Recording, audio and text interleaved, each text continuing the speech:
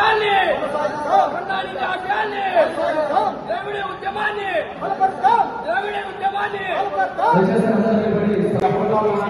పార్టీలో పనిచేస్తున్నటువంటి నాయకులందరూ కూడా ఉద్యమాలందరూ జేపీసీ తెలియజేసుకుంటున్నాం. మరి బహుజన ఫ్రంట్ ఆధ్వర్యంలో బహుజన ఆత్మగౌరవ సభ దేనికోసం పెట్టారు? బహుజన గారు చెప్పాలా, దేనికోసం పెట్టారు? ఇది ఏ సందర్భంగా పెట్టారు ఈ విషయం?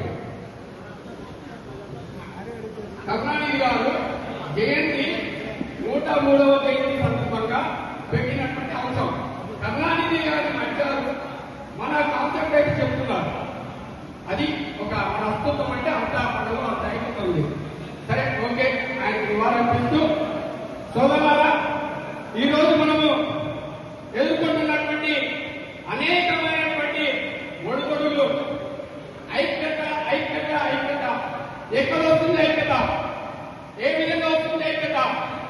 మనలో ఈష్ట ద్వేషం అసూయ చేసి అన్ని జీవించకపోయి అన్నిటికంటే భయము మనువాదం అనేటువంటి జీవించకపోయింది మన యొక్క శరీరాల్లో. సోదరులారా, మరీ ముఖ్యంగా ఓటు అనేటువంటి ఆయుధాన్ని మహనీయుడు, మహాపురుషుడు, ఆద్యుడు, పూజ్యుడు బాబాసాహెబ్ అంబేద్కర్ గారు మనకిస్తే మన రాష్ట్రంలో మనం ఏం చేస్తున్నాము? అగ్రవర్ణ కుల పార్టీలకు ఊడియం చేస్తున్నాము. వైసీపీకి, టీడీపీకి, ఇతర పార్టీలకి ఆత్మగౌరవం గురించి మాట్లాడుకోవాల్సినటువంటి అవసరం ఉంది. ఇది రాజకీయ వేదిక కాదు, బహుజన ఆత్మగౌరవ వేదిక అనేటువంటిది గుర్తు పెట్టుకోవాల్సినటువంటి అవసరం ఉంది. మరి సోదరులారా, ఈడబ్ల్యూఎస్ అని తీసుకొచ్చారు కేంద్ర ప్రభుత్వం. పెద్దలు ఒకసారి గ్రహించాలి, ఈడబ్ల్యూఎస్ తో ఎవరు లాభపడుతున్నారు?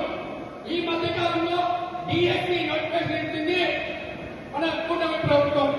గౌరవ చంద్రబాబు నాయుడు గారు పదే పదే నిరుద్యోగులకి టీచర్ ఉద్యోగాలు ఇస్తానని మొట్టమొదటి సైన్ అధికారంలోకి వస్తానే అని సైన్ చేశారు.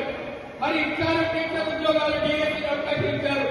కానీ ఈ టీచర్ ఉద్యోగాల్లో ఇప్పుడు మనకు జరుగుతున్నటువంటి అన్యాయాన్ని వైసీపీ పార్టీ భుజానెత్తుకొని 9 నెలల తర్వాత గౌరవ ముఖ్యమంత్రి, మాజీ ముఖ్యమంత్రి జగన్మోహన్ రెడ్డి గారికి పాపం పులికొచ్చి మెలుకొచ్చి ఈరోజు ఉద్యమాలు చేస్తున్నారు మా బహుజన బాంధవ్యంలో. అయ్యా జగన్మోహన్ రెడ్డి గారు, మీకు మా బహుజనుల మీద చిత్తశుద్ధి ఉంటే చంద్రబాబు నాయుడు గారు చేసినటువంటి తప్పిదాన్ని డిఎస్సీ నోటిఫికేషన్ వచ్చిన రోజు అడ్డుకోవాల్సినటువంటి ఆ ఒక్క విషయాన్ని బయట పెట్టాల్సినటువంటి ఆ ఉద్యోగాలు వచ్చినటువంటి పరిస్థితిలో మీరు చెప్పాల్సింది. దాదాపు 9 నెలలు కాలయాపన చేసి ఈ రోజు అన్యాయం జరిగిందని అంటున్నారు. ఎవరిని మోసం చేయాలని చంద్రబాబు నాయుడు గారు, ఎవరిని మోసం చేయాలని జగన్మోహన్ రెడ్డి గారు? అంటే ఈ రెండు పార్టీలు కూడా మనకి వెన్ను వీడుతున్నటువంటి పరిస్థితులు. అందుకనే బాబాసాహెబ్ అంబేద్కర్ బహుజన జాతులు మేల్కోవాలని చెప్పారు.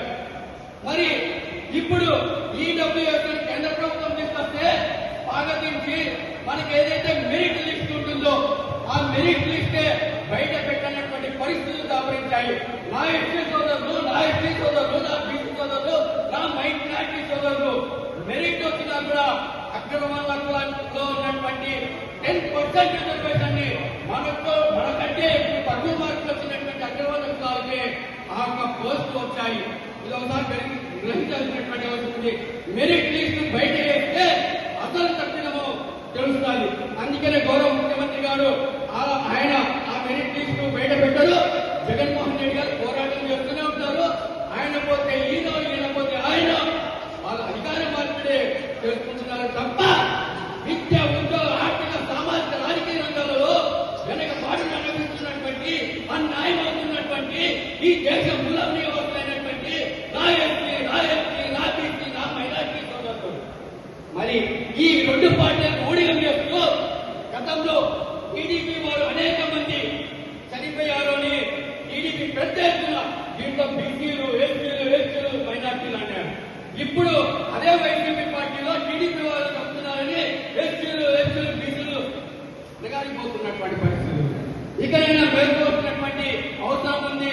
బాబాసాహెబ్ అంబేద్కర్ గారు కలగలేనటువంటి రాజ్యాంగం, మహాపురుషులు కలగలేనటువంటి రాజ్యాంగం ఓటు అనేటువంటి ఆయుధంతోనే ఈ రోజు ఈ వేదిక మీద ఉన్నటువంటి అనేక మంది ఉన్నారు, అనేక పార్టీల్లో ఉన్నారు.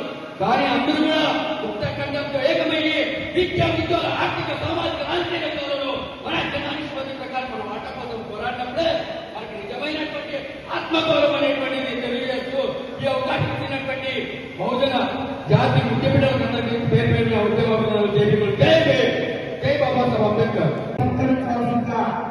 కోరుతూ ఆ వ్యక్తిలో వాళ్ళు చెప్తాను. సార్ కొద్దిగా ఇట్లా అడ్జస్ట్ కాదు సార్ ఇక్కడ చూడండి ఓకే